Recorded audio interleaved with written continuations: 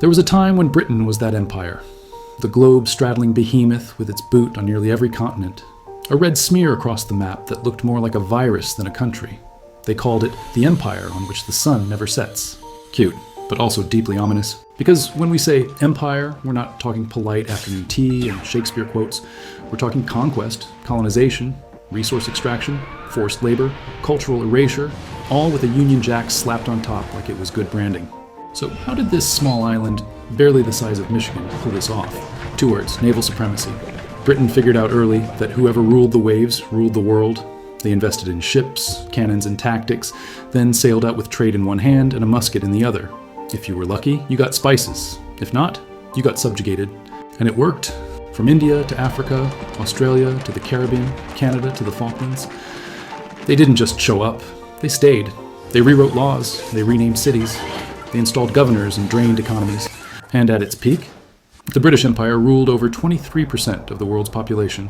That's 1 in every 4 humans answering to the crown. Flex? Absolutely. But 1 with a body count. Still, they wrapped it in the velvet cloak of civilization. Missionary schools, railroads, British accents, cricket. Colonialism with a smile, and a bayonet behind the back. But here's the twist. Empires don't last forever, especially not ones built on exploitation, overextension, and arrogance. Because even the biggest empire eventually trips over its own shadow. And spoiler, this one did too. Every empire has its golden age, and every golden age has termites. For the British Empire, the cracks didn't start with guns. They started with ideas. Revolutions, resistance, rebellion. First came the Americans in 1776. 13 little colonies saying, you know what? No taxation without representation. Also, we kind of hate tea now. Boom, the British lost their biggest cash cow. Embarrassing, but survivable. But the real bleeding started in the 19th and 20th centuries, when more and more of the world woke up and realized they didn't need a crown thousands of miles away telling them how to live. India? Simmering with resentment after decades of being looted like a treasure chest. They'd had enough of British policies turning famines into full-blown catastrophes. Ireland? Sick of being treated like the empire's dysfunctional backyard. Uprisings and pushback were constant. Africa? The scramble for Africa was brutal. A colonial free-for-all. But resistance movements grew with every generation. And as these colonies got louder, Britain got shakier. Now, throw in 2 little things called World War I and World War II. Those wars didn't just drain Britain's wallet, they drained its willpower. Fighting fascism abroad while maintaining imperialism at home? A bit hypocritical, no? Meanwhile, the US and the Soviet Union rose like twin towers of influence, and suddenly Britain wasn't the center of the global party anymore. It was the guy in the corner still bragging about the good old days. Then came the knockout punch. India in 1947, the jewel in the crown. The British Empire's pride and profit center, gone. Once India left, it was open season. One by one, the dominoes fell. Kenya, Ghana, Jamaica, Malaysia, Pakistan, Sudan, you name it, they were out. But the empire wasn't dying, it was being evicted.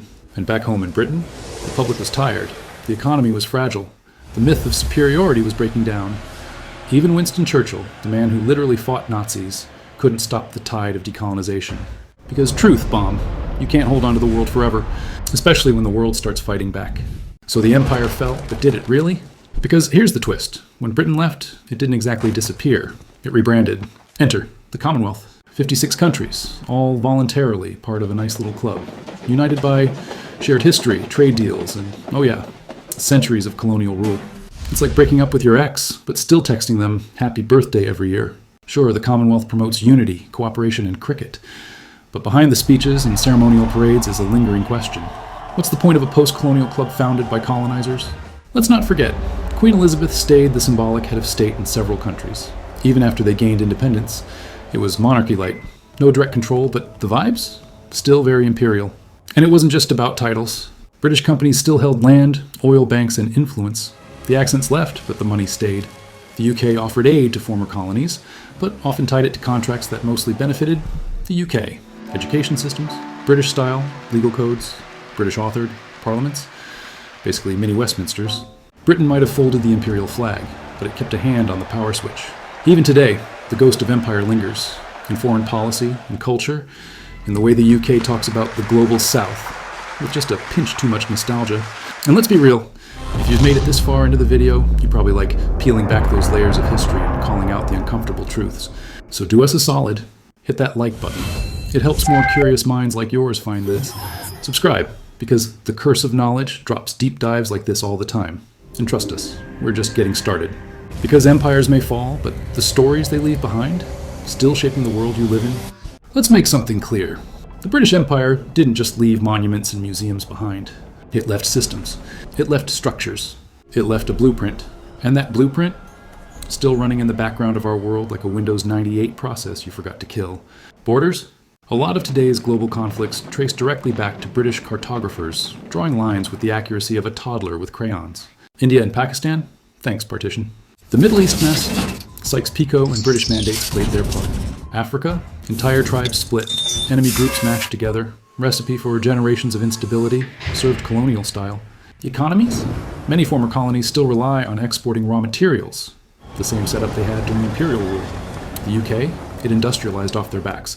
They're still playing catch-up while British museums flex stolen goods. Languages, education, law codes? Still very British. You can leave the empire, but good luck scrubbing it off your syllabus or constitution. And the kicker? Modern-day Britain still leverages this legacy. It trades on its former power like a washed-up rock star clinging to their one-hit single. And the special relationship with the US? Rooted in empire. The City of London's dominance in global finance? Boosted by centuries of colonial capital? Even the idea of British soft power. BBC World Service, royal weddings, English football, it's all post-empire packaging. Meanwhile, the former colonies? Still navigating debt traps, Western interference, and unequal trade deals, with a weird, lingering pressure to be grateful. Because apparently, when someone colonizes your country for 200 years, drains your resources, erases your culture, and finally leaves, you're supposed to say thank you and send Christmas cards. Wild. Empires don't collapse in a single day. They don't burst like fireworks. They rot like old buildings, quietly, structurally, and from within. And the British Empire? It didn't just fall. It bled out. It started with cracks. India pushing for independence. Africa rising with revolution. Ireland saying, we're done. And it ended with the sound of flags coming down and British officials boarding ships, not as rulers, but as guests. Of course, they spun it differently. They called it graceful withdrawal, decolonization, transition of power. But the truth? It was the slow-motion collapse of the world's largest empire, a system that had once claimed to civilize the world, now facing the backlash of the very people it subjugated. By the mid-20th century, World War II had gutted Britain's finances. It couldn't afford its colonies. It couldn't control its people. And it couldn't pretend it was still the global kingmaker. But here's the twist no one tells you. The empire may have died, but its ghost never left. So what do? We pay attention. Because the real danger isn't that empires exist. It's when we stop noticing who's running them. Thank you for watching. If you made it this far, you're not just watching history, you're unpacking it. And that's what this channel is about. So drop a comment. What do you think was the biggest legacy of the British Empire? We want to hear your take. Subscribe if you haven't already. It's free, it helps us grow, and it tells the algorithm that you care about real stories told with guts. This is the Curse of Knowledge, where we dig up what they buried and bring history back to life. Until next time, stay curious, stay sharp, and remember, no empire lasts forever.